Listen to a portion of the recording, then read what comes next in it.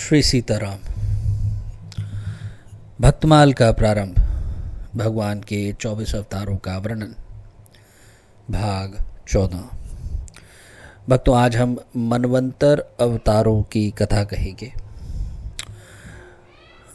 सतयुग, त्रेता, द्वापर और कलयुग, ये हमारे 4 युग हैं। इसको मिलके एक चतुर्युगी सृष्टि बनती है। जब इस प्रकार 1000 चतुर्युगी सृष्टियाँ हो जाती हैं तो उस अवधि को हम ब्रह्मा जी का एक दिन कहते हैं। ब्रह्मा जी के उस एक दिन को हम एक कल्प भी कह सकते हैं। उस कल्प को यदि हम 14 भागों में भाग करें तो लगभग 14 मनवंतर, उस एक भाग को हम एक मनवंतर कहेंगे और हर एक मनवंतर का एक शासक होगा जिसे हम एक मनु कहेंगे। इस प्रकार एक मनु लगभग 71 चतुर्युगी सृष्टियों के ऊपर रहते हैं।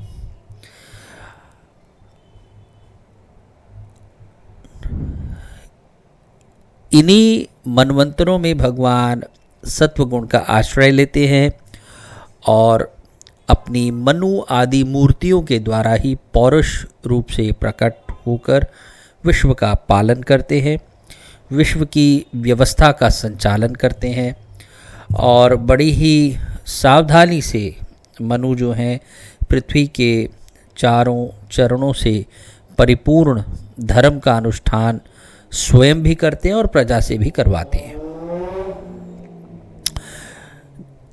भक्तों, ब्रह्मा जी की आयु को यदि हम उनके एक दिन की जो आयु है उसको यदि हम आज के अपने वर्षों में गिने, पृथ्वी के वर्षों में गिने, तो वो लगभग 4.32 बिलियन ईयर्स, इतने ईयर्स मिलके ब्रह्मा जी का एक दिन होता है।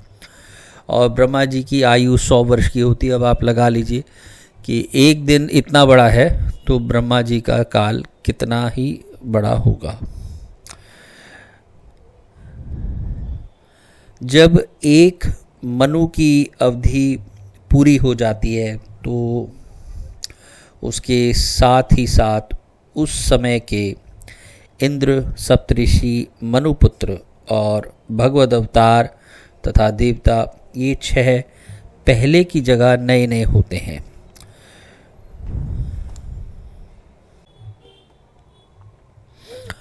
अब 14 मनुओं का जो संक्षिप्त वर्णन है वही इस मनवंतर अवतारों की कथा का मूल हेतु है। तो प्रथम मनु है स्वयंभुव मनु।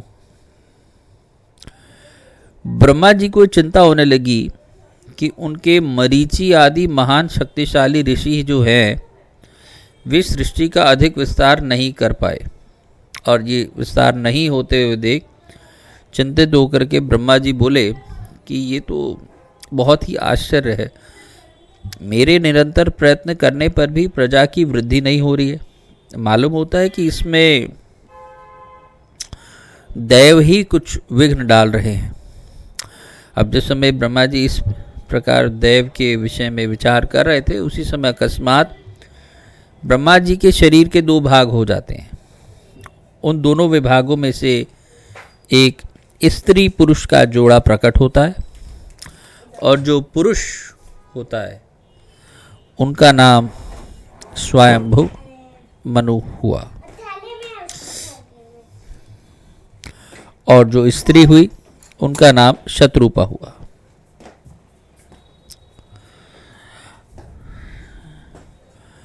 और तब से ही मैथुन धर्म से प्रजा की वृद्धि होने लगी। तो मनु और शत्रुपा, इन दोनों से ही 5 संतानें उत्पन्न होती हैं।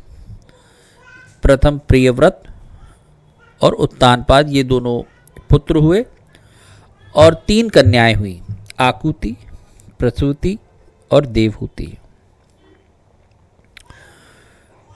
मनु जी ने आकुति का जो विवाह था वो रुचि नाम के प्रजापति से किया और देवहूति का विवाह कर्दम प्रजापति से किया और प्रसूति का विवाह दक्ष प्रजापति से किया।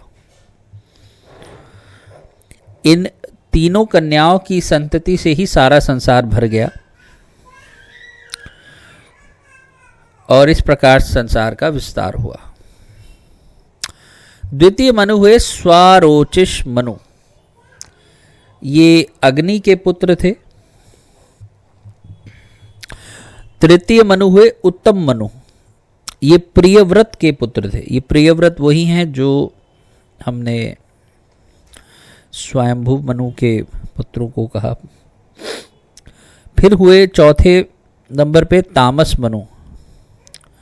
तामस मनु उत्तम मनु के सगे भाई थे। फिर रैवत मनु, ये चौथे मनु हुए। चौथे मनु रैवत, पंचम जो है रैवत मनु है। ये चौथे मनु जो तामस मनु थे ये उनके सगे भाई थे।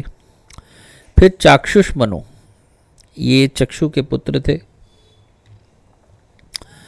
वैवस्वत मनु जो कि वर्तमान में मनु है। विवस्वान सूर्य के पुत्र यशस्वी श्राद्ध देव ही सातवें वैवस्वत मनु हैं। यह वर्तमान मनवंतर ही उनका काल है। तो ये अब तक जो हमने 7 मनु के ये तो हो चुके हैं और वैवस्वत मनु वर्तमान में मनु है।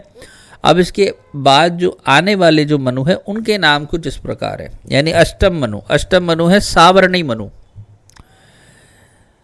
8वें मनवंतर में सूर्य की पत्नी जो छाया देवी हैं उन्हीं के पुत्र होंगे सावर्णी मनु। 9वें में है दक्ष सावर्णी, वरुण के पुत्र दक्ष सावर्णी ही 9वें मनु होंगे। फिर ब्रह्म सावर्णी, उपश्लोक के पुत्र ब्रह्म सावर्णी 10वें मनु होंगे। और उसके बाद 11वें मनु होंगे धर्म सावर्णी, 12वें होंगे रुद्र सावर्णी, 13वें देव सावर्णी और 14वें होंगे इंद्र सावर्णी। ये 14 मनवंतर भूत, वर्तमान और भविष्य तीनों ही काल में चलते रहते हैं और समस्त भूमंडल का शासन करते हुए सनातन धर्म की रक्षा करते हैं। भक्तों, एक बात तो निश्चित प्रतीत होती है कि सभी मनुओं को न सिर्फ सृष्टि का विस्तार करना पड़ता है बल्कि उनको प्रजा का पालन और प्रजा से धर्म के आचरण की अपेक्षा की जाती है और यथोचित प्रकार से उनको ऐसी, क्योंकि मनु हुए हैं मनवंतर के, वो एक प्रकार से सबसे पूजनीय, सबसे वरिष्ठ देवता ही है। इसलिए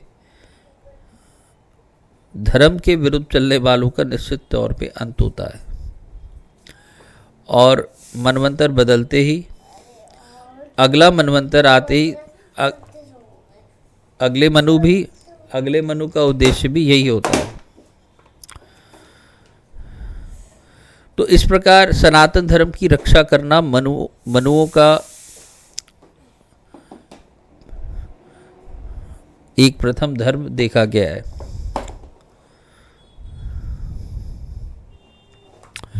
पर तो आज के लिए इतना ही। मैं इससे अपनी वाणी को विश्राम दूंगा और अगले भाग में हम श्री यज्ञ अवतार की कथा सुनेंगे।